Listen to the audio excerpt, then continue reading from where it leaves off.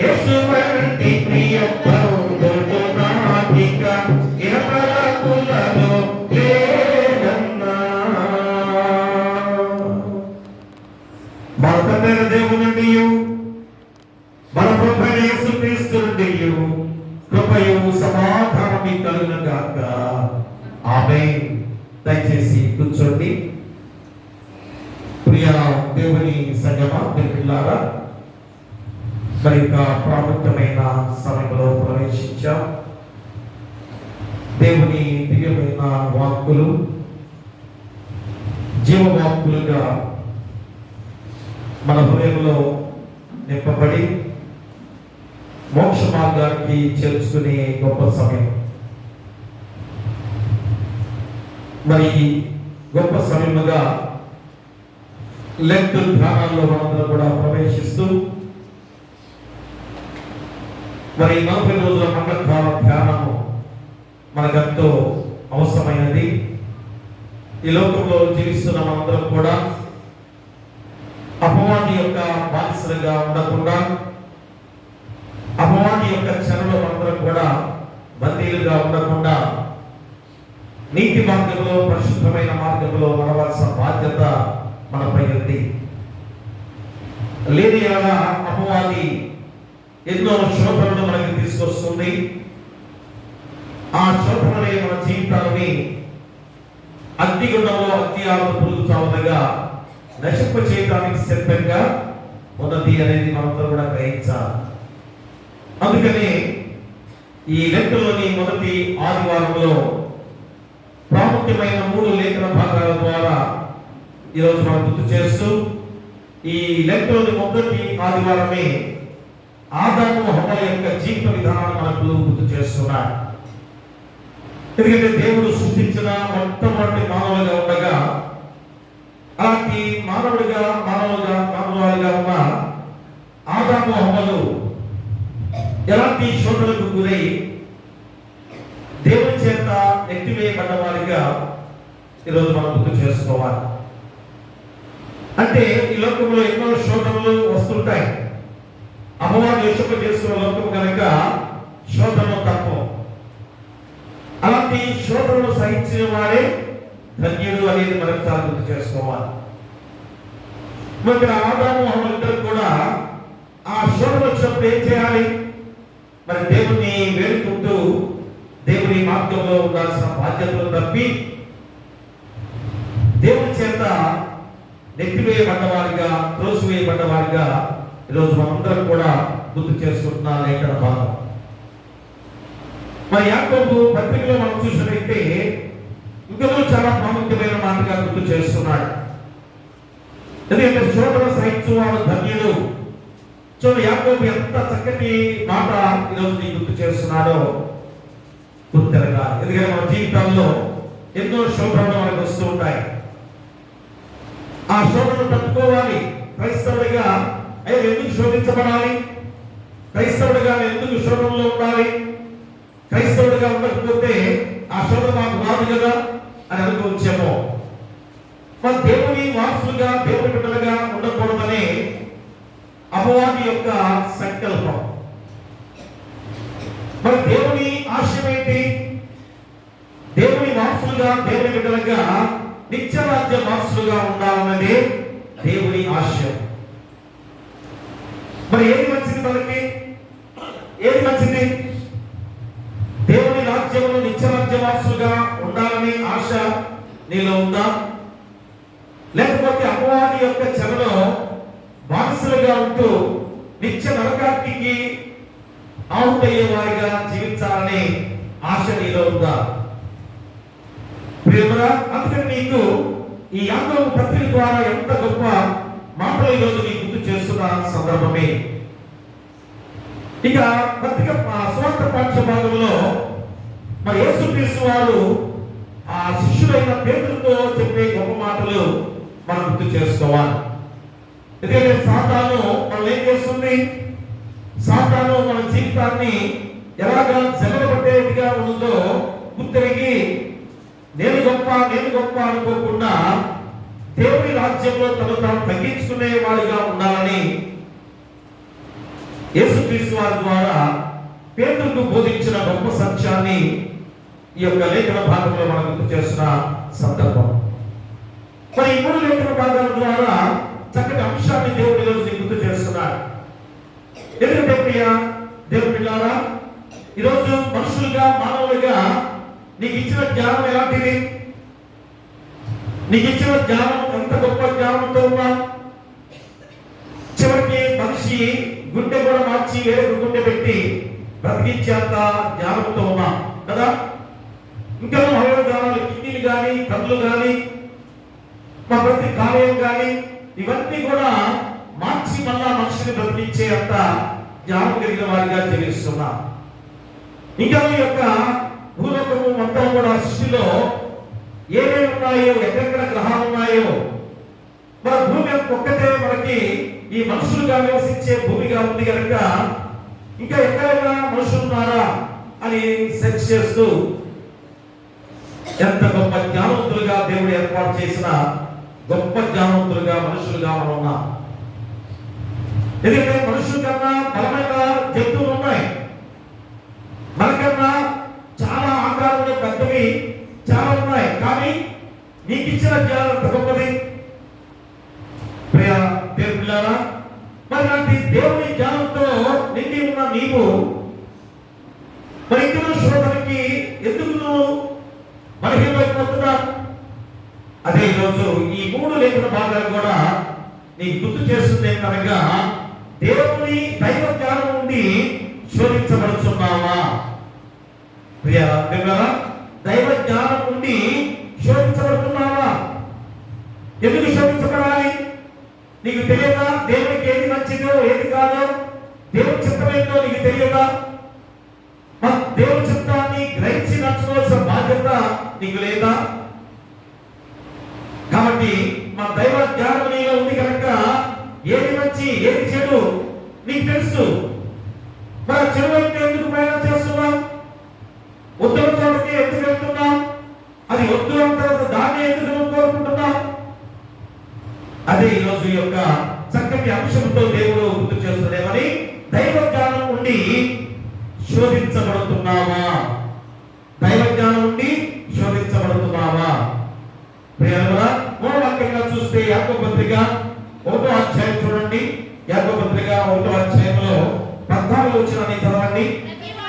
ప్రతివాడును తన స్వకీయమైన దురాశ చేత ఏడవబడి మరలు కప్పబడిన వాడై శోధింపబడును. ప్రియ దేవుని బిడ్డలారా, తన స్వకీయ దురాశ చేత శోధించబడుట మూలవాక్యంలోనే ఈ యొక్క అంశం యొక్క భావం ఏంటో అర్థమైపోతుంది కదా. మన స్వకీయ దురాశ, స్వకీయ తత్వం ఏంటి? మనం సొంత దురాశలు కదా. నీ శరీరానికి ఏమి కావాలో, నీ కుటుంబానికి ఏమి కావాలో, అంటే నీ యొక్క ఆలోచనతోనే నువ్వు జీవిస్తున్నావు. నేను అనే అహంతోనే మనం జీవిస్తున్నాం. కాబట్టి నీ స్వకీయ దురాశతనే నువ్వు శోధించబడ్డావే కానీ మా దేవాది దేవుడు ఏమాత్రం కూడా శోధించేవాడు కాదు. నిన్ను పరిశోధించేవాడే కానీ నేను శోధించేవాడు కాదు. చాలా జాగ్రత్తగా ఆలోచించే. ఎందుకంటే మీ కుటుంబాల్లో కొద్దిపాటి బాధ కలిగినప్పుడు, దుఃఖం కలిగినప్పుడు ఏం చేస్తారు? అయ్యా దేవుడు మమ్మల్ని ఎందుకు శోధిస్తున్నాడు? సహజంగా వచ్చే మాటది కదా. దేవుడు మమ్మల్ని ఎందుకు శోధిస్తున్నాడు? చాలా మంది వారి యొక్క స్వరంతో విన్న మాటలు నేను చాలాసార్లు కూడా, మన దేవుడు శోధించేవాడా? పరిశోధించేవాడా? పరిశోధించేవాడు. దేవుడు శోధించేవాడు కాదు. అందుకని మన దేవుని బిడ్డలైన విశ్వాసులకు శోధనలు సహజమే. మన క్రైస్తవులు అందరూ కూడా శోధనలు అనేవి సహజమే. శోధనలు వస్తుంటాయి. ఎందుకని? మనం దేవుని వారసులుగా ఉండకూడదు, దేవుని బిడ్డలుగా ఉండకూడదు, అపవాది వారసులుగా చేసుకోవాలి. ఎందుకు వల్ల దేవుని యొక్క మానవ సృష్టించింది? మేమున్నాం కదా, దేవదూతలుగా మేమున్నాం. ఉన్నప్పుడు మళ్ళా మన మానవులను సృష్టించాడు. ఎప్పుడైతే లూసిఫర్ అని ఆ దేవదూతగా ఉన్నప్పుడు దాని యొక్క అసూయ, ఈర్ష్య ఏ విధంగా తన జీవితాన్ని పతనానికి తీసుకొచ్చిందో మనందరికీ తెలుసు. కాబట్టి మనుషుల్ని దేవుని వారసులుగా ఉండకుండా చేయాలని ప్రతి విషయంలో కూడా, ప్రతి నిమిషంలో కూడా, ప్రతి సెకండ్ లో కూడా నిన్ను శోధిస్తున్నది అపవాది.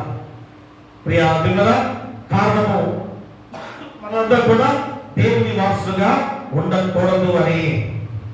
అంటే భక్తి నుండి, విశ్వాసం నుండి తొలగించాలని, దేవునికి నిన్ను దూరం చేయాలని తపన అపవాదికి ఉన్న లక్షణం. మరి ఈరోజు నువ్వు గ్రహిస్తున్నావా? అమ్మప్పుడంటే దేవుని విషయంలో తెలియదు కాబట్టి అపవాది వారసులుగా జీవించామేమో కదా.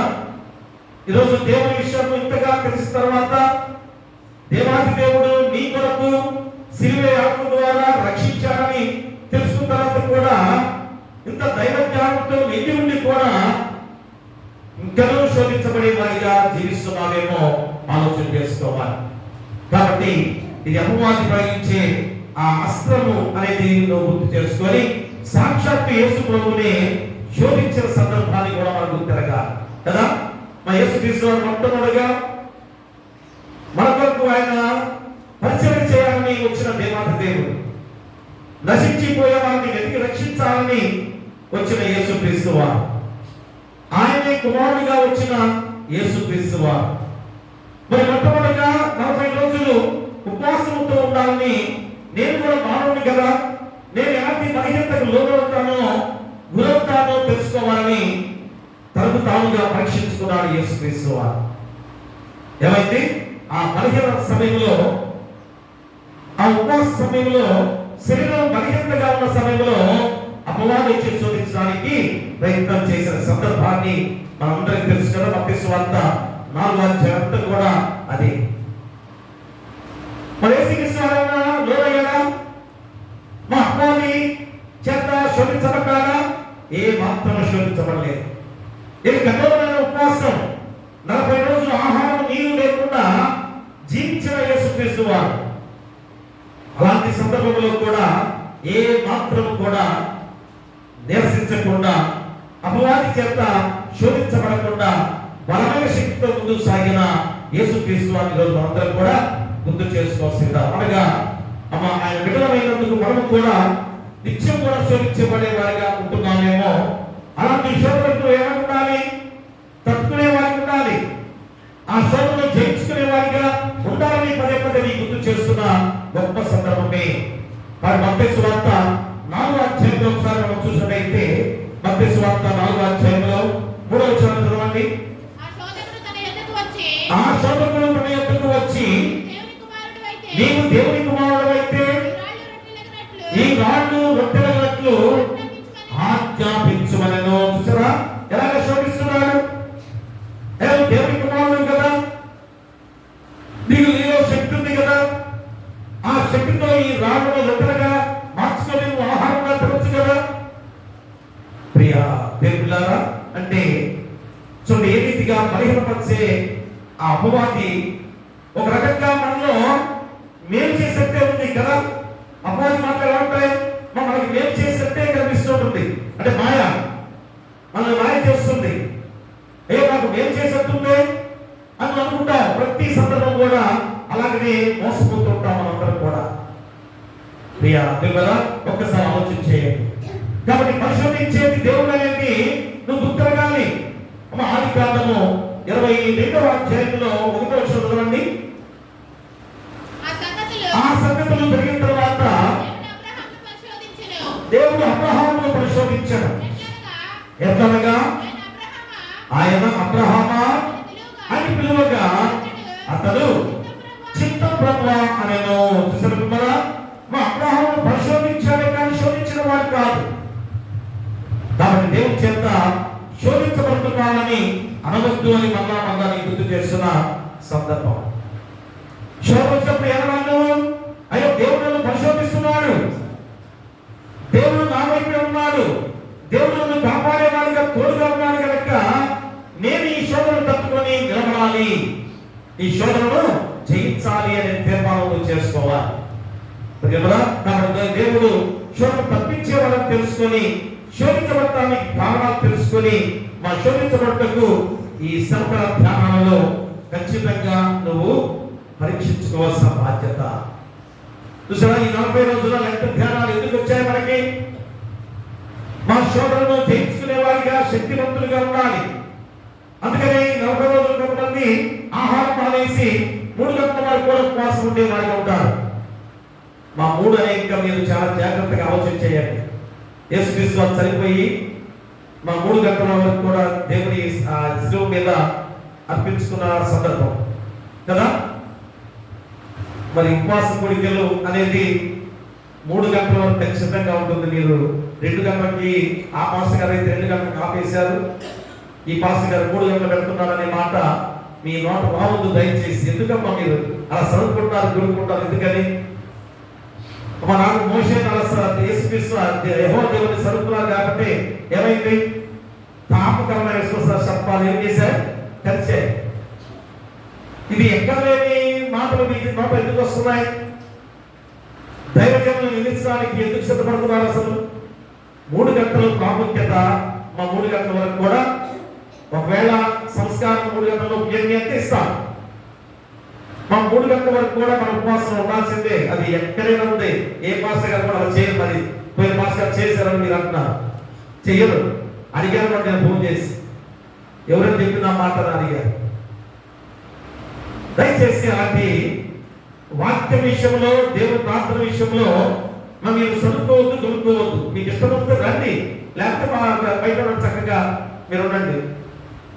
అది పద్ధతి. ఎందుకంటే వాటిని మనం మర్చిపోకూడదు. మళ్ళా ఎవరో వల్ల వచ్చి మనకి చెప్పాల్సిన బాధ్యత మీరు నేర్పిస్తున్నారు. అంటే వేరే చోట మీరు అడగలేదు కదా. ఏ సముద్రానికి పోయి అడుగుతారా? ఏ భాషలు విజయం పెట్టారు అడుగుతారా? మా బైబిల్ విషయం పోయి అడుగుతారా? ఇంకొక చిత్రపేట దగ్గర పోయి అడుగుతారా? లోతన సంఘంలో పాస్టర్ గారంటే మహా చీఫ్ కదా. బాగా తిట్టడానికైనా కొట్టడానికి కూడా సిద్ధంగా ఉంటుంది. మరి చాలా చాలా చాలా నేర్చుకోవాల్సిన బాధ్యత మీకు చాలా సులభం చేసుకుంటున్నారు. కాబట్టి దేవుని వాక్యం అనేది దేవుని సందర్భంలో మేము ఏమాత్రం కూడా కరెక్ట్గా ఉంటుంది. నేను కొత్తగా సొంతంగా కట్టాల్సిన పెట్టేది కాదు. మాకు ఖచ్చితంగా ఈ పద్ధతి అన్ని చోట్ల ఉండేది.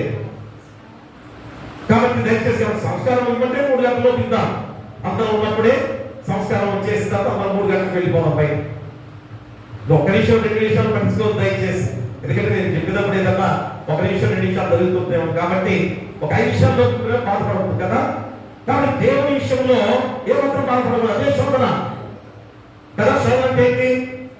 అదే శోధన. బయటేమో భోజనం పెడుతున్నారు, మేమేమో సంస్కారం తీసుకోవాలి. అయ్యో గంట అయిపోయిందే. చూసారా, అక్కడే శోధన. అపవాదం ఏం చేస్తుంది? శోధిస్తుంది.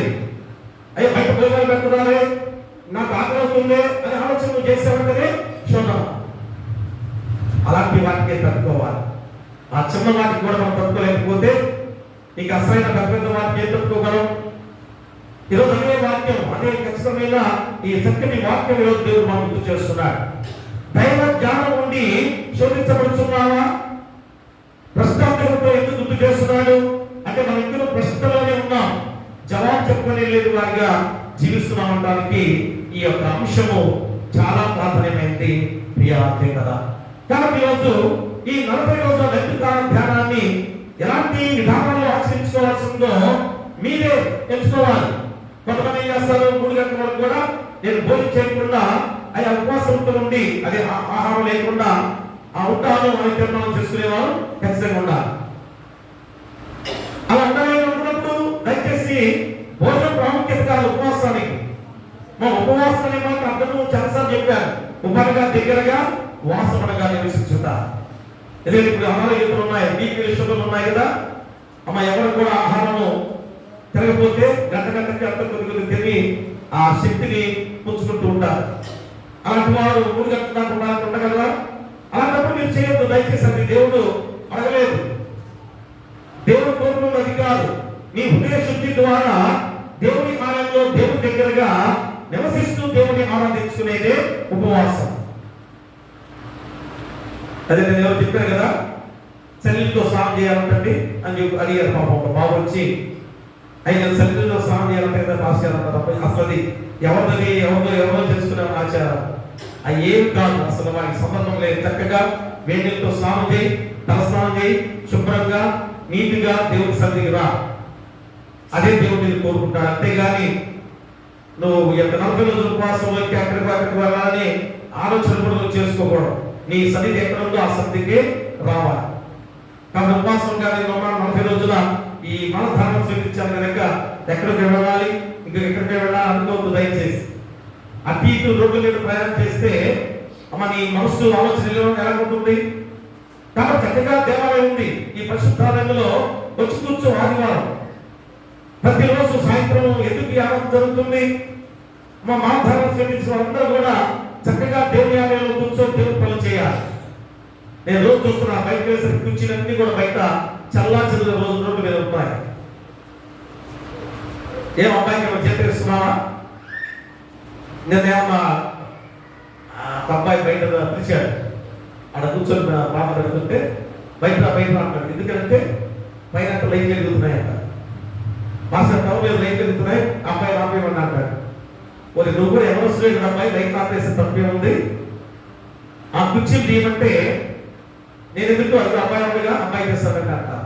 మా పై చేసి ఈ 40 రోజులైనా ఈ మాలగా స్వీకరించిన వారు దేవుని పని చేయడం అనేది అలవాటు చేసుకోవాలి. దేవుని కార్యం, దేవుని పని, దేవుని సేవ ఎంతో ప్రాముఖ్యమైంది. మా దేవుని ఆలయంలో పనిచేస్తే అది సేవ అంటారా? అది నీకు పెళ్ళంటారా? మా పని కాదు. దేవుని సేవకుడిగా యేసుక్రీస్తు వారే నీకు నాకు సేవ చేసిన వాడు. మరి దేవుని పరిచయం చేయడానికి నీకు బాధ కలుగుతుంది అనేది అది మంచిది కాదు. కాబట్టి ప్రియ దేవుని బిడ్డలారా, ఈరోజు దైవ జ్ఞానం నుండి కూడా ఎందుకు శోధించబడుతున్నావు? అందుకని ఈ సమకాల ధ్యానాలు దేవుడు 40 రోజులు నిన్ను పరీక్షిస్తున్నాడు, పరిశోధిస్తున్నాడు. కాబట్టి ఈరోజు మా 3 పాఠ భాగాల ద్వారా 3 లేఖన భాగాల ద్వారా నీకు చాలా ప్రాముఖ్యంగా గుర్తు చేస్తున్నాడు. ఏమిటనగా, ఒకటి తన స్వకీయ దురాశ చేత శోధించబడుట. మొట్టమొదటి తన స్వకీయ దురాశ చేత శోధించబడుట. ఆది కాండము 3వ అధ్యాయము 4-5 వచనాలకి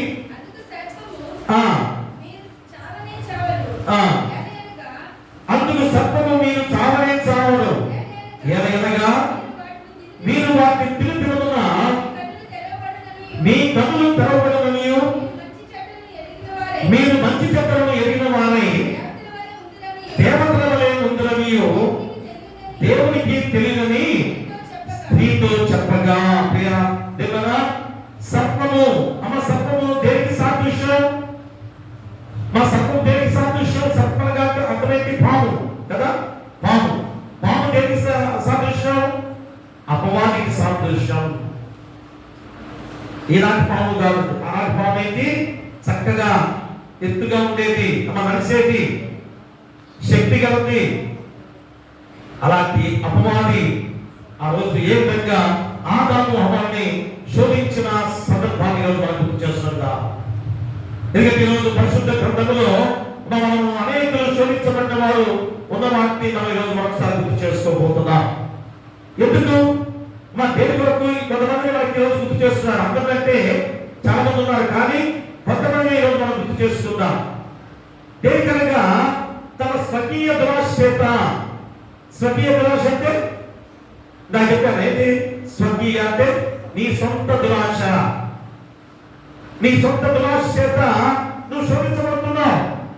కాబట్టి ఆదికాండం 3వ అధ్యాయంలో ఆలోచన, స్త్రీ ఆ వృక్షము ఆహారములకు మంచిదియు కన్నులకు అందమైనదియు వేగమిచ్చు రమ్యమైనదియునై ఉండుట చూసినప్పుడు ఆమె దాని ఫలములలో కొన్ని తీసుకొని తిని తనతో పాటు తన భర్తకును ఇచ్చెను. అతను కూడా తినెను. ప్రియరా, చూడండి స్వకీయ దురాశ. మా చూడండి ఎలాంటి స్వకీయ దురాశ. దేవుడు ఆ ఫలాన్ని తినవద్దు, ఈ ఏదైనా తోటంతా కూడా మీ వశమే. ఇదిగో ఎన్నో చెట్లు ఉన్నాయి, ఎన్నో రకరకాల చెట్లు ఉన్నాయి, ఆ వృక్ష ఫలాన్ని తినండి అని దేవుడు చెప్పిన సందర్భం చూడండి. అక్కడే 2వ అధ్యాయం 15వ వచనం చదవండి. 15వ వచనం. అయితే మంచి చెడ్డల తెలివినిచ్చు వృక్ష ఫలములను తినకూడదు.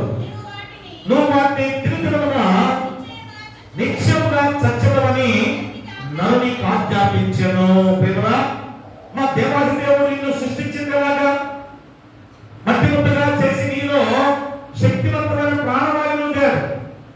దేవుని పోలికతో నిన్ను సృష్టించాడు, నన్ను సృష్టించాడు, మనందరినీ సృష్టించిన దేవుడు. మరి దేవుని శక్తి నీలో ఉంది, దైవ జ్ఞానమే నీలో ఉంది. మరి ఉన్నప్పుడు దేవుడు చెప్పిన మాటలు వినొద్దా? దేవుడు మన వృక్ష ఫలం తినొద్దన్నాడు. దానికి ఏం పేరు పెట్టాడు? మంచి చెడ్డలనిచ్చే ఆ వృక్ష ఫలం తినొద్దని చెప్పాడు. చూడు, మంచి చెడ్డలనిచ్చే వృక్ష ఫలాన్ని నువ్వు తినవద్దు అని చెప్పేసి అన్నాడు. వెంటనే ఆలోచన రావద్దా? అయ్యో, దేవుడు ఎందుకు ఈ మాట తినొద్దని చెప్పాడు అనే ఆలోచన నీలో రేకెత్తించొద్దా? అలా కాకుండా ఏ రీతిగా అతను చూడండి ఆ యొక్క మొట్టమొదటిగా స్త్రీని శోధించిన సందర్భాన్ని కూడా మనం గమనించుకోవాలి. ఎందుకని ఆదాముని శోధించవచ్చుగా మొట్టమొదటిగా? మళ్ళా స్త్రీలు గమనించుకోండి. ఎందుకంటే బలహీనురాలు అనే మాట స్త్రీకి ఉన్నది. మన చాలా సమస్యలు స్త్రీ ద్వారా వచ్చిన సందర్భాన్ని మళ్ళా గుర్తు చేస్తున్నాడు. మీరు బాధపడద్దు దయచేసి, ఎందుకంటే దేవుని కార్యానికి బాగా వస్తున్నారు, కానీ బలహీనులుగా మీరు ఉన్నారనేది మళ్ళా గుర్తు చేసుకోవాలి. మా అమ్మవారి శోభల కంటే లొంగిపోయే తత్వం మీలో ఉందని దేవుడే గుర్తు చేస్తున్నాడు. కాబట్టి ఈరోజు ఎన్నో వృక్షఫలాలను దేవుడు వారికి ఇచ్చినప్పటికీ వారి ఆశ ఏ విధంగా ఉందో ఈరోజు స్త్రీలలో కూడా అలాంటి విధానమే కదా. మీ భర్తలు, యజమానులు వారికి తగ్గట్టుగా వారి సంపాదనలో ఏదో తీసుకొస్తే కొంతమంది ఏం చేస్తారు? అందరికి కాదు దయచేసి, కొంతమంది ఇదిగో బాగా ఇంటి వారి దగ్గర ఫలానా వాడు అతను ఎంత చక్కగా సంపాదించి ఎన్ని చక్కగా గృహాల్లో ఏర్పాటు చేస్తున్నాడు, నీవేంటి ఏం సంపాదించలేకపోతున్నావు, నువ్వేంటి నాకు ఏ వస్తువు కొనలేకపోతున్నావు, దేవుడు పరమానికి మంచి బంగారం చాలా చక్కగా వేసుకుని వస్తుంది, మరి నాకేమో ఒక బంగారం లేదు, కారుతో నేను వస్తున్నాను అనే ఆలోచనలు ఎక్కువగా మా స్త్రీలో వచ్చే బలహీనమైన విధానాలు. ఖచ్చితంగా గుర్తుగా, ఎందుకంటే స్త్రీలు మా దేవుళ్ళు బలమైన వారిగా ఎదుగుతున్నప్పుడు దైవ జ్ఞానంతో మీ యొక్క జీవితాలు ఏమైనా ఆలోచించాలి. అయ్యో, నా భర్త ఇలాంటి కష్టపడుతున్నాడే, నా యజమాని ఇలాంటి కష్టపడుతున్నాడే, కాబట్టి నేను ఏ విషయంలో కూడా హామీని కోరుకోకుండా ఎదుటివాడి మీద అదిగో వాడు సంపాదించాలి, వీడు సంపాదించాలి, నువ్వేం సంపాదించలేదు అనే మాట అనకూడదు. నీకున్న దానిలో తృప్తిపరిచేకునే విధానంలో భర్తకి సపోర్టుగా ఉండాల్సిన బాధ్యతను కూడా నీకు గుర్తు చేస్తున్నట్టు కదా. అందుకని మా అమ్మవారి చేత ఏ విధంగా శోధించబడే ఆ క్రమంలో ఖచ్చితంగా ఇక్కడ ఆ స్త్రీ అనగా అమ్మ బలహీనపడ్డ విధానాలు ఇక్కడ మనం గుర్తు చేస్తున్నాడు. చూడండి, 7వ వచనంలో అప్పుడు వారిద్దరి కన్నులు తెరపడెను, వారు తాను దిగంబరులను తెలుసుకొని అంజూరపు ఆకులు పుట్టి తమకు కచ్చరములు చేసుకుని. ఎప్పుడైతే తిరుగుతున్న ఆ వృక్ష ఫలాన్ని తిన్నాడో ఏమైపోయింది? మా వాళ్ళలో సిగ్గులు వచ్చింది, వాళ్ళు భయమైన గుర్తు వచ్చింది. తప్పు చేస్తే ఎవరైనా అదే కదా లోపల భయం ఉంటుంది. అయ్యో, నేను తప్పు చేశానే తెలియకుండా లోపల ఆ భయం ఉంటుంది, మా సిగ్గుగా ఉంటుంది కదా. ఎవరైనా ఆ వస్తూ పోయినప్పుడు వస్తాడేమో, చూస్తాడేమో ఏం చేస్తారు? దాక్కుంటారు కదా. ప్రియరా, ఈరోజు అదే ఆదాము హవ్వ జీవితంలో కూడా అలాంటి జరిగింది. అదే ఉత్తర పండు తిన విధానంలో అమ్మవారు ఏం చేసింది? చాలా యుక్తిగా చూడండి, సంపూర్ణ యుక్తిగా ఉండేనో అది ఆ స్త్రీతో ఏమంది? ఇది నిజమా? చూడండి, ఈ తోట చెట్లలో దేని ఫలమైనా మీరు తినకూడదని దేవుడు చెప్పారా? చూడండి, ప్రశ్నలో మొదలుపెట్టింది, ఎంత తెలియగలదో చూడండి. ఇది నిజమా అనేసరికి మనలో ఒక రకమైన ఆలోచన, ఏంటి ఇలాగా అన్నది. ఇంకా ఏముంది? చూడండి, అక్కడ 2వ ప్రశ్న దాంట్లోనే ఈ తోట చెట్లలో దేని ఫలమైనా మీరు తినకూడదని దేవుడు చెప్పారా అని అడిగారు. అందుకు స్త్రీ, ఈ తోట చెట్ల ఫలములను మేము తినవచ్చును, అయితే తోట మధ్యనున్న చెట్టు ఫలముల గురించి దేవుడు మీరు చావకున్నట్లు వాటిని తినకూడదనియు వాటిని ముట్టకూడదనియు చెప్పనని సర్పముతో అనెను. ఇంకొద్దిగా మసాలా కలిపింది కదా అమ్మ ఏం చేసింది? దేవుడు చెప్పిందేమో ఒకటి చెప్తే ఈ అమ్మాయి చేసి ఇంకొక కలిపి చెప్పింది. చూసారా ఆ బలహీన తత్వాన్ని ఎలాగ తీసుకొచ్చిందో ఆ బలహీనమైన విధానాన్ని మా అమ్మ ద్వారా ఎలాగా ఆ అమ్మవారితో మాట్లాడిన సందర్భాన్ని మనం గుర్తు చేస్తున్న విధానం ప్రియమరా. కాబట్టి ఎప్పుడైనా మనందరం కూడా గ్రహించాలి. నేను అమ్మవారిని మన జీవితాన్ని ఎలాగా చెరిపేస్తుందో ఆలోచన చేసుకోవాలి. చూడండి, కొరింథీయులకు రాసిన 2వ పత్రిక ఒకసారి అపోస్తలుడైన పౌలు కొరింథీయులకు రాసిన 2వ పత్రిక 11వ అధ్యాయము 3వ వచనాన్ని చదవండి. సర్పము దాని కీర్తి చేత అప్పను మోసపరిచినట్లు మీ మనసులను చెరపబడి క్రీస్తు ఎడల సరళత నుండి పవిత్రత నుండి ఎట్లయినా తొలగిపోదేమో అని భయపడుతున్నాను. అపోస్తలుడైన పౌలు చెబుతున్నాడు. చూడండి, అంత గొప్ప మాటలు. సర్పము తన కీర్తి చేత అప్పను మోసపరిచినట్లు మీ మనసులను చెరపబడి క్రీస్తు ఎడల ఉన్న సరళత నుండి పవిత్రత నుండి ఎట్లయినా తొలగిపోదేమో అని భయపడుతున్నాను. ఈ రోజు కూడా అదే భయం. ఇక దేవుని దగ్గర నుంచి మనము తప్పిపోయే వారిగా ఉన్నామేమో ఈ రోజు ఏమో ఆలోచన చేసుకోవాలి. అందుకని ఇక్కడ కొంతమందిని చూపిస్తున్నాడు. పాతబడిన పాఠ్య భాగంలో ఎలాగ మోసపోయిన వారు ఈరోజు ఉన్నారో నీ గుర్తు చేస్తున్న ఆదికాండము 25వ అధ్యాయంలో చూడనున్నారు. ఆదికాండం 25వ అధ్యాయంలో 25 నుంచి 34 వచనాలు మనం చదువుకుంటాం.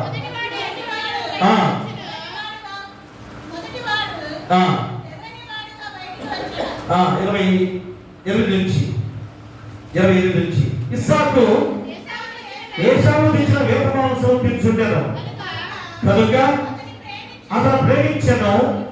రిబ్కా యాకోబును ప్రేమించెను. ఒకనాడు యాకోబు కలగోడ వంటను వండుకొనుచుండగా ఏశావు అలసిన వాడై పొలంలో నుండి వచ్చి, నేను అలసి ఉన్నాను, ఆ ఎర్రగా ఉన్న దానిలో కొంచెం దయచేసి నాకు పెట్టుమని అడిగాను. అందుచేత అతని పేరు ఏదోము అనబడెను. అందుకు యాకోబు, నీ జ్యేష్ఠత్వము నేను నాకిమ్మని అడగగా ఏశావు, నేను చావబోతున్నాను కదా, జ్యేష్ఠత్వం నాకెందుకనెను. యాకోబు, నేను నాతో ప్రమాణం చేయమనెను.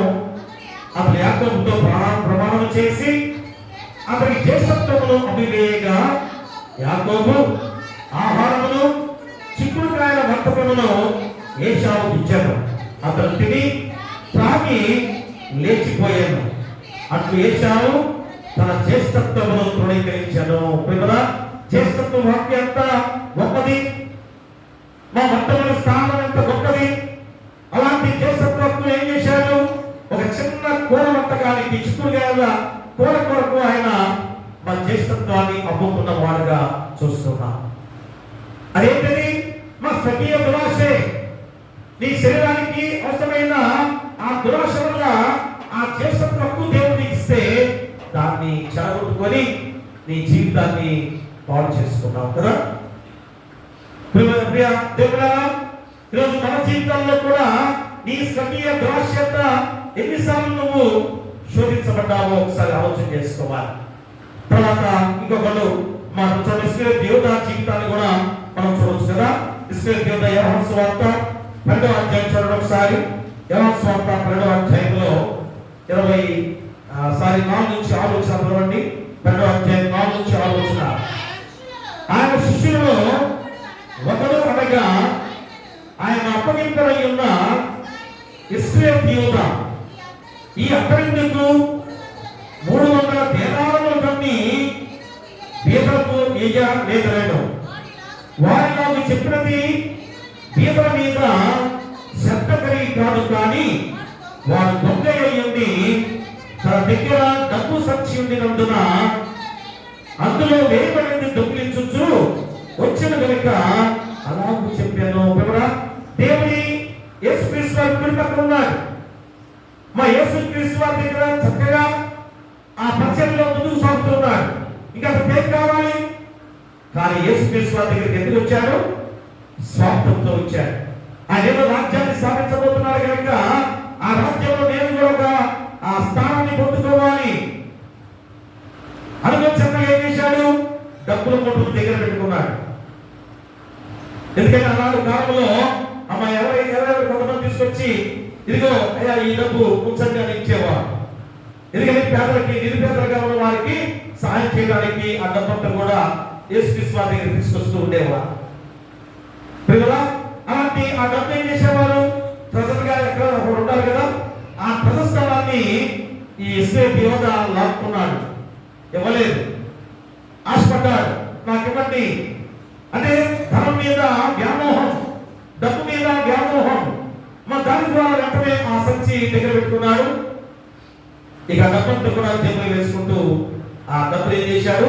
ఇంటి దగ్గర తీసుకొని దాచి పెట్టుకొని ఒక పొలాన్ని కూడా కొనుక్కున్నాడు.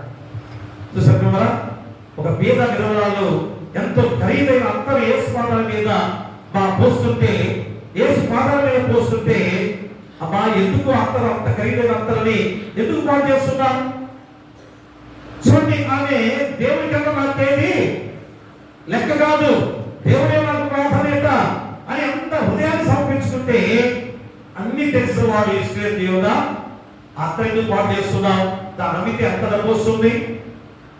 చూసారా, డబ్బు మీద వ్యామోహం. దేనికి? స్వకీయ దురాశ, తన సొంత దురాశ. డబ్బు సంపాదించుకొని పొలాన్ని కొనుక్కున్నాడు. ఇంకొక అంటున్నాడు, రాజులు 2వ గ్రంథంలో 5వ అధ్యాయంలో 20-22 వచనాలు ఉన్నారు. ఎవరతను? గెహాజీ కదా. ఎవరి దగ్గర ఉన్నాడు? ఎలీషా దగ్గర ఉన్నాడు. ఎలీషాని దైవజనుడి దగ్గర ఉన్నాడు గెహాజీ. గొప్ప స్థానం ఉన్నాడు గెహాజీ. అంత గొప్ప స్థానం నుండి కూడా ఏం జరిగింది? నయమాల దుష్టరోగుగా ఉన్నప్పుడు ఇది ఒక చిన్న బాలిక, అయ్యా నాకు తెలిసిన దైవజనుడు ఉన్నాడు ఎలీషా గారు, ఆ దైవజనుడి దగ్గరకు వెళ్తే ఆ కుష్ఠరోగం పోతుంది అని ఒక చిన్న బాలిక, ఇశ్రాయేలు యొక్క చిన్న బాలిక తన యజమానులైన భార్యకి, నయమాను భార్యకి చెప్తే, ఆ నయమాను భార్య వెళ్ళి నయమాను చెప్తే, ఆ నయమాను ఆ చిన్న బాలిక చెప్పిన మాటలు కూడా స్వీకరించాడు. కొంతమంది సేవకులను తీసుకుని వెళ్ళాడు. అక్కడ ఏం చేశాడు? ఆ యొక్క బంగారాన్ని, డబ్బుని, వస్త్రాన్ని అన్ని కూడా మూటలుగా కట్టుకొని దైవజనుడికి ఇవ్వాలి అని తీసుకుని వెళ్ళాడు. అది తెలిసిన దైవజనుడు అన్నాడు, అయ్యా ఇవన్నీ నాకు వద్దు, బాగా చేశాడు. 7 సార్లు నదిలో మునిగామంటే అక్కడ కూడా కాస్త బాధపడ్డాడు. మా దేశంలో ఎన్నో మంచి నదులు ఉన్నాయి కదా, అక్కడ మునిగితే మేము శుద్ధి కానా? ఏంటంటే పురికి నదుల్లో మునగమంటున్నారేంటి? కానీ ఒక సేవకుడు చెప్పాడయ్యా, ఆ దైవజనుడు ఎందుకు ఆ మాట చెప్పాడో గ్రహించుకొని ఆయన చెప్పినట్టు నువ్వు చెయ్యన్నప్పుడు మళ్ళా విన్నాడు. వెళ్ళాడు. 7వసారి మునిగి పైకి లేసరికి ఆ యొక్క కుష్ఠరోగం మొత్తం పోయింది. ఎన్ని దేశాలు, ఎంతమంది రాజులు, ఎంతమంది మంత్రులు, ఎంతమందికి లేఖలు రాసి అయ్యా నా కుష్ఠరోగాలు తగ్గించే వైద్యులు ఎవరు ఉన్నారా అని ఎంతో మంది అడిగి అడిగి అడిగి విసిగి వేసారిపోయిన నయమానికి ఎలీషా అనే దైవజనుడి ద్వారా, దేవాది దేవుడి కృప ద్వారా ఆ కుష్ఠరోగం మొత్తం పోయింది. చర్మం ఎంత చక్కగా పసిపిల్లల దేహంలోనే ఉంది. శక్తివంతులుగా లేచి వచ్చిన తర్వాత అక్కడే మోకరిల్లి ఈ దేవుడే నా దేవుడు అని తీర్మానంతో దేవుడి నామాన్ని కనపరిచినవాడు. వెంటనే ఏం చేశాడు? దేవుడు నన్ను స్వస్థపరిచాడు కనుక కాను సమర్పించాలని ఎలీషా దగ్గర తీసుకెళ్ళి ఆ కానుకలు, బంగారం, దుస్తులు అన్ని కూడా ఇవ్వద్దు అయ్యా నాకు వద్దని చెప్పేసి అన్నాడు. మరి పక్కన ఉన్న గెహాజీ ఏం చేశాడు? అయ్యో ఇంత బంగారం, ఇంత డబ్బు వద్దంటానేంటి అని మనసులో బాధ కలిగిపోయింది. ఇక ఆ యొక్క నయమాలు వెళ్తుండగా పరిగెత్తుకుంటూ వెళ్ళిపోయాడు. ఎలీషా గారు తెలియకుండా వెళ్ళిపోయాడు. వెళ్ళి అయ్యా ఆగండి నయమాలు గారు, ఇదిగో ఆ దైవజనుడు నాకు ఇవ్వాలని చెప్పాడని చెప్పేసి ఆ మొత్తాన్ని కూడా తీసుకెళ్ళి ఎక్కడ తీసుకెళ్ళాడు? ఇంటికి తీసుకెళ్ళాడు. ప్రేమరా ఏమైంది? ఏదైతే నయమాను కుష్ఠరోగం పోయిందో ఆ కుష్ఠరోగము గెహాజీ వెంట వచ్చింది. స్వకీయ దురాశ.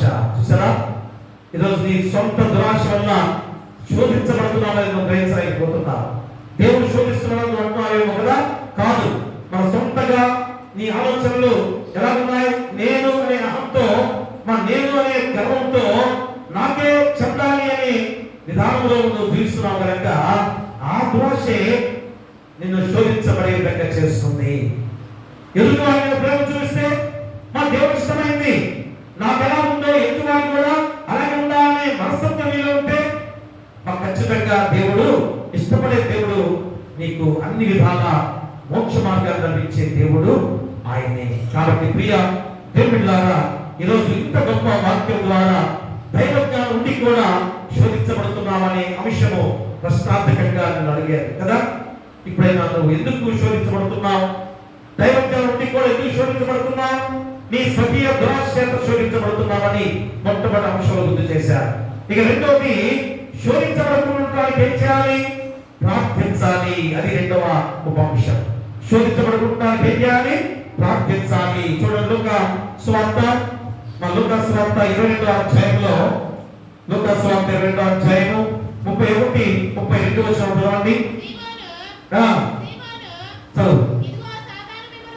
సీమోను, సీమోను, ఇదిగో సాతాను మిమ్మల్ని పట్టి గోధుమల వలె జల్లించుటకు నిన్ను కోరుకున్నాడు, కానీ నీ నమ్మిక తప్పుకోకున్నట్లు నేను నీ కొరకు వేడుకుంటుని. నీ మనసు తిరిగిన తర్వాత నీ సహోదరులను స్థిరపరచమని చెప్పాను. సీమోను, సీమోను వెలుసాన్ని పిలిచాడు. మార్తా, మార్తాని వెలుసాన్ని పిలిచాడు. మా చెవుడా మార్తాకి, సీమోనికి చెవుడా? యేసుక్రీస్తు వారిలో ఉన్న ఆ కోపం. మా రెండుసార్లు పిలిచాడంటే, ఒకసారి పిలిస్తే ఎవరైనా వాడిగా ఉన్నావు కనుక రెండు సార్లు పిలుస్తున్నాడు, జాగ్రత్త అనే హెచ్చరికతో కూడిన విధానమే సీమోను, సీమోను. రెండు సార్లు పిలుస్తున్నాడు. సీమోను, సీమోను, ఇదిగో సాతాను మిమ్మల్ని పట్టి గోధుమలే జల్లించినప్పుడు కోరుకున్నాను.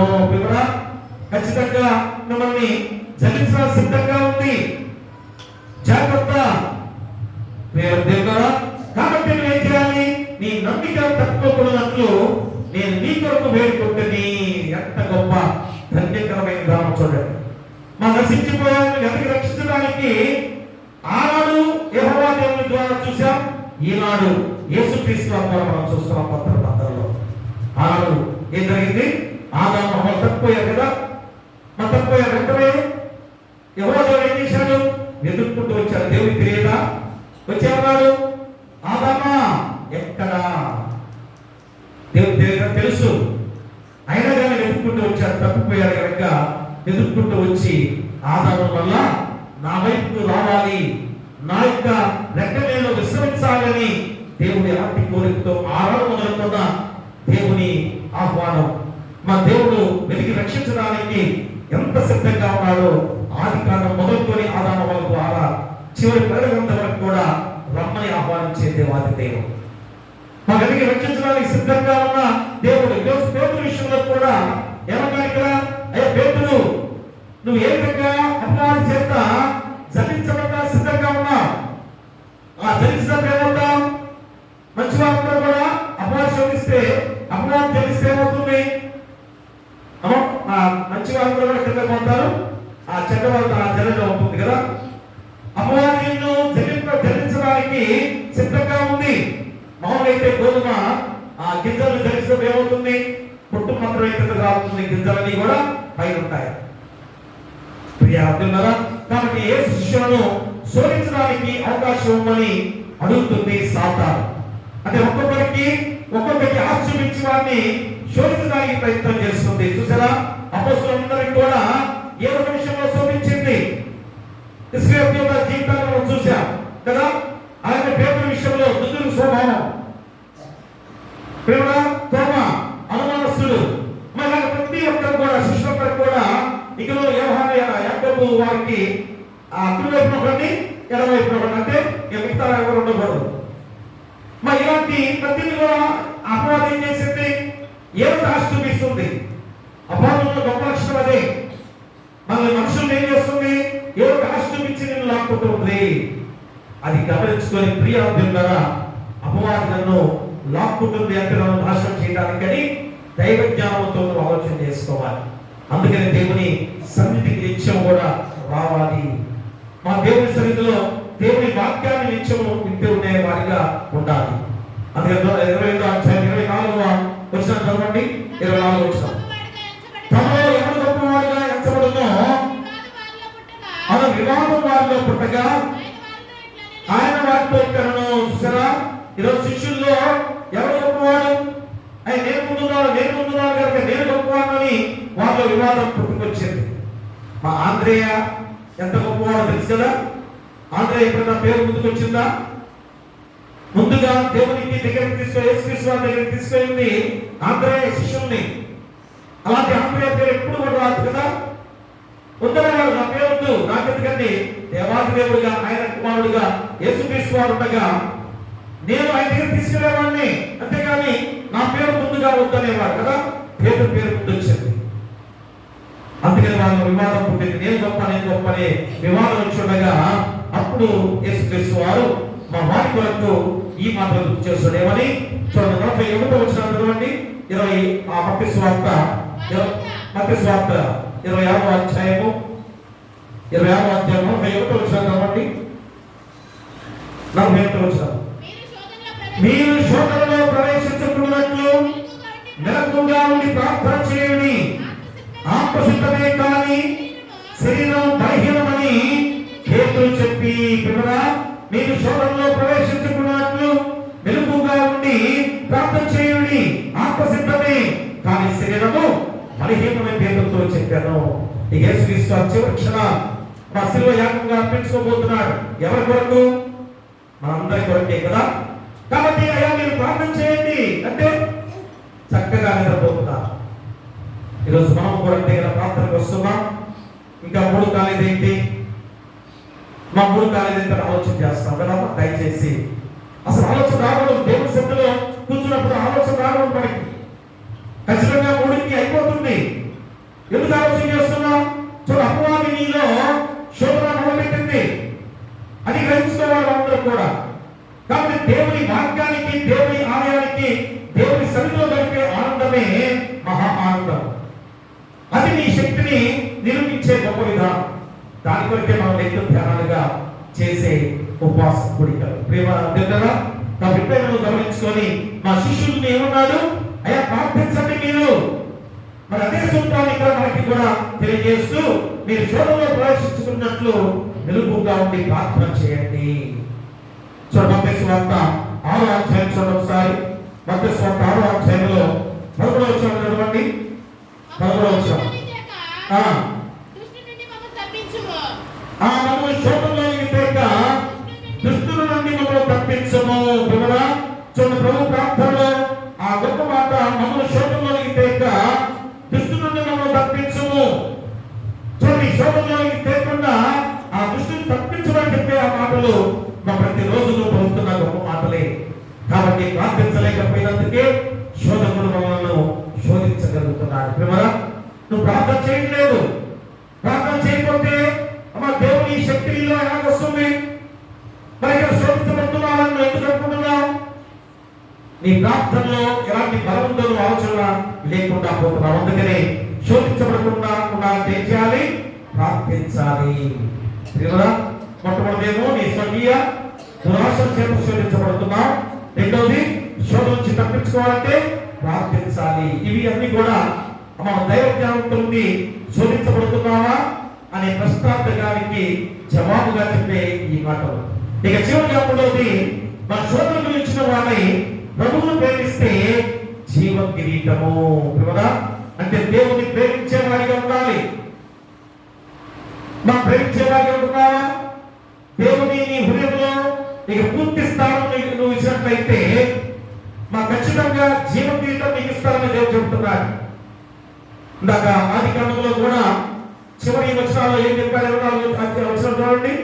మా 24వ వచనంలో ఏం చెప్పారు చూడండి. అక్కడ చివరి వచనాలు 24వ వచనం, అప్పుడు ఆయన ఆదామును వెళ్ళగొట్టి ఏదైనా తోటను తూర్పు దిక్కున కెరూబులను జీవవృక్షములకు మార్గములు దాచుటకు ఇటు అటు తిరుగుతున్న ఖడ్గస్వామిలో పెట్టెను. చూడండి, ఎంత గొప్ప మాటగా చేస్తున్నాడో చూడగా ఆ కెరూబులను మనకు ఏర్పాటు చేశాడు. మా కెరూబులు ఏం చేస్తున్నాయి? కాపాడాల్సిన జీవవృక్ష ఫలాన్ని మనకు అందించడానికి దేవుడు సిద్ధంగా ఉంచాడు. నువ్వు తగ్గిపోయా కానీ నిన్ను ఎలాగొన్నా కానీ మళ్ళా దేవుడు ఏం చేస్తున్నాడు? నిన్ను చేసుకోవడానికి ఆ జీవవృక్ష ఫలాలను ఎలాగ సిద్ధపరిచాడో ఆది కాలంలో నీకు గుర్తు చేశాడు. అదే ఇప్పుడు తమ యొక్క పత్రిక పాఠ్యభాగంలో కూడా జీవ కిరీటాన్ని నీకు ధరింపజేస్తాననే మాట గుర్తు చేస్తున్నాడు. చూడండి, యాకోబు పత్రిక 1వ అధ్యాయం 12వ వచనం చదవండి. శోధన సహించువాడు ధన్యుడు, అతను శోధనలు నిలిచిన వాడై ప్రభువును ప్రేమించు వారికి వాగ్దానం చేసిన జీవ కిరీటము పొందును. చూసారా, ప్రభువును ప్రేమించు వారికి వాగ్దానం చేసిన జీవ కిరీటాన్ని పొందును. ఎవరైతే దేవుని ప్రేమిస్తారో వారికి జీవ కిరీటాన్ని ఇస్తానని దేవుడు వాగ్దానం చేస్తున్నాడు. మా జీవ కిరీటం అంటే ఏంటి చెప్పగలరా? జీవ కిరీటం అంటే ఏంటి? ఏం జీవ కిరీటం అంటే బంగారంతో వజ్రాలతో పొదిగిన కిరీటాన్ని నీకు పర్లోక రాజ్యంలో ధరింప చేయటమా? ఏం చేసుకోగలరు?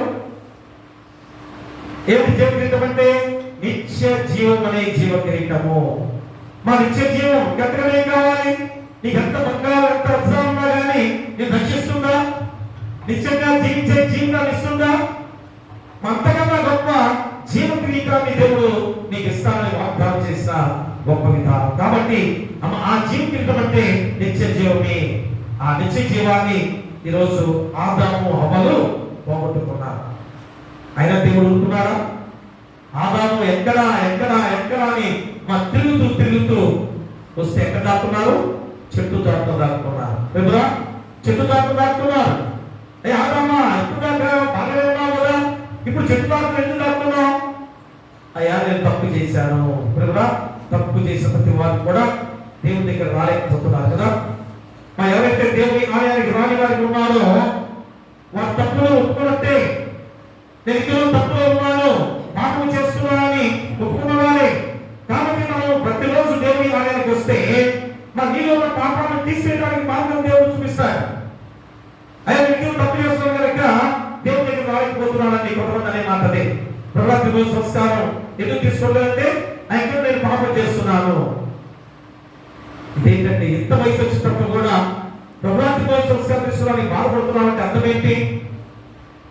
ప్రేమ ప్రతి వివాహానికి లోక సంఘంలో బాప్తిస్మ నిర్ధారణ ఖచ్చితంగా ఇస్తాం. ఇక మళ్ళా మీరు వారంలో పిలిచి బాప్తిస్మ తీసుకోవడం అనేది ఎంత భయంకరమో మీకు మళ్ళా నేను చెప్పనవసరం లేదు. ఎంతమంది రోజు వేరే వేరే చోట మళ్ళా తిరిగి బాప్తిస్మ తీసుకున్నారంటే అర్థం ఏంటి? ఇంకొక అక్కడ వస్తారు మళ్ళా మరి అర్థం మళ్ళా బాప్తిస్మ తీసుకున్నారా? మా తర్వాత ఇంకొకరు వస్తారు వేరే వెరైటీగా మీకు బోధించే వారిగా వచ్చేవారు ఉంటారు. అయ్యా రండి, వారు కూడా మళ్ళీ ఆహ్వానిస్తారు కదా, మీరు అందరూ రండి బాప్తిస్మ అంటే అసలుకే వారు కూడా అడగాలి కదా. అయ్యా మీరు ముందు బాప్తిస్మ తీసుకున్నారా అని అడగాలి. బాప్తిస్మ తీసుకుంటే మళ్ళా బాప్తిస్మ తీసుకోకూడదని చెప్పాలి. ఇదిగో కొన్ని వేల మందికి మేము బాప్తిస్మ వచ్చామని అడ్వర్టైజ్మెంట్ బోర్డు పెట్టేస్తున్నారు. ఎంత దారుణం! బాప్తిస్మ తీసుకుని వల్ల తిరిగి మళ్ళా బాప్తిస్మ అర్థమేంటి? ప్రభుత్వ సంస్కారం తీసుకోలేదంటే అర్థమేంటి? ఇంతమంది సంఘంలో ఉన్నాం కదా, ప్రతి ఒక్కరి వివాహం అయిన వారిని ఎందుకు బాప్తిస్మ తీసుకోలేకపోతున్నాం? సంస్కారం తీసుకోలేకపోతున్నాం? మా ప్రభుత్వ సంస్కారం ఎందుకు తీసుకోలేకపోతున్నాం? యేసుక్రీస్తు వారిని స్వీకరించలేకపోతున్నావా? మా శరీరాన్ని రొట్టెగా రక్తాన్ని పాపంగా స్వీకరించడానికి భయపడుతున్నావా? ఇప్పుడైనా గమనించుకొని ప్రియ దేవులారా, శోధనకి లోబడితే నిశ్చయంగా చచ్చిపోతావు. అదే కదా 2వ అధ్యాయంలో 15వ వచనంలో మంచి చెల్లించే ఆ వృక్ష ఫలాన్ని నువ్వు తింటే చచ్చిపోతావని ఖచ్చితంగా చెప్పిన మాటలు. చచ్చదు కదా, అది ఆది కాండం 2వ అధ్యాయం 15వ వచనంలో చెప్పిన మాట. కాబట్టి శోధన జయించగలిగితే జీవవృక్ష ఫలములు భుజింపనిత్తును. ఎక్కడ చెప్పారు ఆ మాట? ప్రకటన గ్రంథంలో చూడండి ఒకసారి. మళ్ళా చివరిగా భవిష్యత్తులో చెప్పే గొప్ప మాట కూడా మళ్ళా నీకు గుర్తు చేస్తున్నాడు. ప్రకటన గ్రంథము 2వ అధ్యాయము 7వ వచనం చూడండి. చేయగలవాడు ఆత్మ సంగతులతో చెప్పుచున్న మాట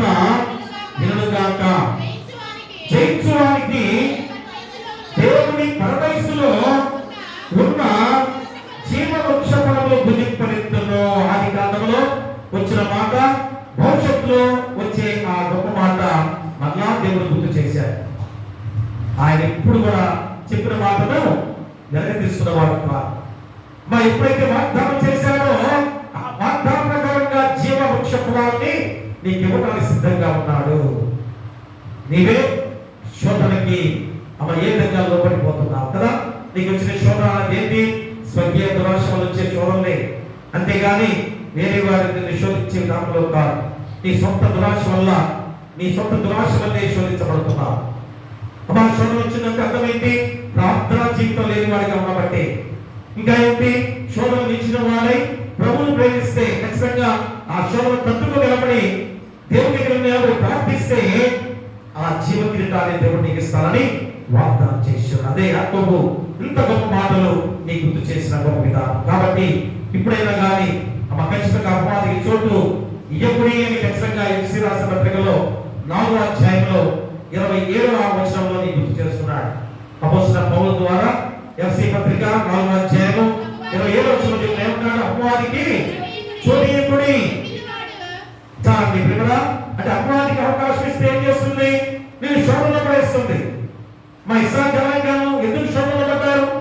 ఎందుకు జైల్లో ఐగుప్తు చెరలో బందీలుగా ఉన్నారు? దేవునికి విరుద్ధంగా జీవించారు. దేవుని నామం లెక్క చేయలేదు కదా. ఈరోజు ఆదాము హవ్వలకు కూడా ఆ చెట్టు ఆ పొడలో ఉన్న మధ్యలో ఉన్న వృక్ష ఫలాన్ని మీరు తినొద్దని దేవుడు చెప్పాడు. కానీ అపవాది నిన్ను మోసం చేసి ఎందుకు తినొద్దన్నాడు? అయ్యా, అది కనుక నువ్వు తింటే ఏమవుతావు? దేవత వలె అయిపోతావు. ఎంత సంతోషం కదా. అబ్బో, దేవుడిలాగా నేను కూడా అయిపోతానేమో. ఎంత తప్పది. దేవుడు నిన్ను సృష్టిస్తే దేవుడిలాగా నేను అయిపోవాలని కోరుకున్న ఆశ ఏంటది? స్వర్గీయ దురాశే. లూసిఫర్ సాతాను అదే అలాగనేగా సాతానుగా మారింది. లేకపోతే దేవదూతగా దేవుడి పక్కన ఎంత ఆనందంగా గడిపే స్థితి. అంతకన్నా మనకి ఏం కావాలి? రేపు మనం కూడా కుడి పార్శ్వంగా సింహాసనం మీద కూర్చునే గొప్ప స్థానాన్ని దేవుడు నీకు నాకు మనందరికీ కూడా చేశాడు. అలాంటి స్థితి నువ్వు పొందుకోవాల్సిన బాధ్యత నీకుంది. లేకపోతే జీవ కిరీటం కనుక లేకపోతే మత్తయి 25వ అధ్యాయంలో 41వ వచనంలో అపవాది అగ్నిగుండము సిద్ధపరచబడినది. ఎప్పుడైతే ఆ జీవ కిరీటాన్ని పొందుకోలేకపోయామో అగ్నిగుండంలో అగ్ని ఆరదు, పురుగు చావదు. కనుక నీకు నాకు పరలోకంలో దూరం చేయడానికి చెయ్యని కార్యం అనేది అపవాదికి లేదు కదా. నిత్యం కూడా ఏదో ఒక బలహీనులుగా నేను మాట్లాడి సిద్ధం చేస్తుంది. కాబట్టి ఇప్పుడైనా నువ్వు దైవ జ్ఞానంతో నిండి ఉన్నావు కనుక, దేవుని శక్తితో నిండి ఉన్నావు కనుక ఎందుకు శోధించబడుతున్నావు? నేను తెలుసుకొని ఏం చేయాలి? నా సొంత దురాశల వల్లే నాలో దురాశను తీసివేసుకోవాలి. నాకు చెప్పుకున్నాం కదా, ఇస్రాయేలు యోధ కానీ అన్నాక ఏషావు కానీ తర్వాత గెహజీ కానీ ఏంటి, నేను సొంతగా ఏవో లోపడాలి ఆశపడాక గొప్పవాడిని కావాలని ఆశపడి నష్టపోయిన జీవితాలు.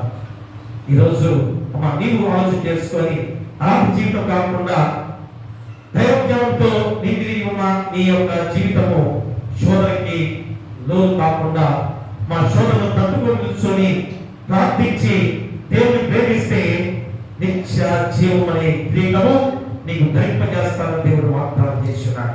అది ఖచ్చితంగా నువ్వు పొందుకోబోతున్నావు. అట్టి కృప నీకుండాలని కోరుతూ మీకును మీ కుటుంబాలను సదాకాలము దేవుడు తోడైనను గాక. ఆమేన్. సమస్త జ్ఞానమిచ్చిన దేవుని సమాధానము యేసుక్రీస్తు మీ హృదయములకును మీ తలంపులకును కావలేనును గాక. ఆమేన్. దహన బలి నీకు నానిస్తము మరియు దైవ పాలన విరిగినయా వాయే యెహోవా దేవా విరిగినని నాయని ఉదయంగా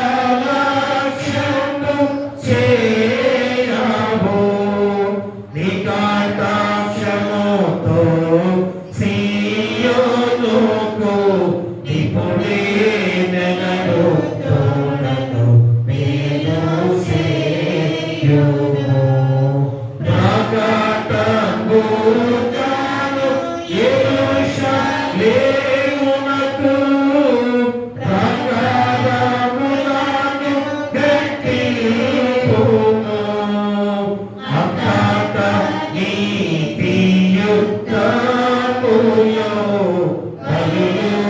హల్లెలూయాగములు సర్వజ్ఞతో ఎంతో ఇష్టంతో బలిపీఠము మీద ఎన్నో కోడెల ఎలుగెత్తును. దయచేసి కూర్చోండి. పిల్లలు నాలుక ముక్కుబడి కాలుక ఆపించాలంటే దేవుని ఆశీస్సులు పొందుకోవాల్సిందిగా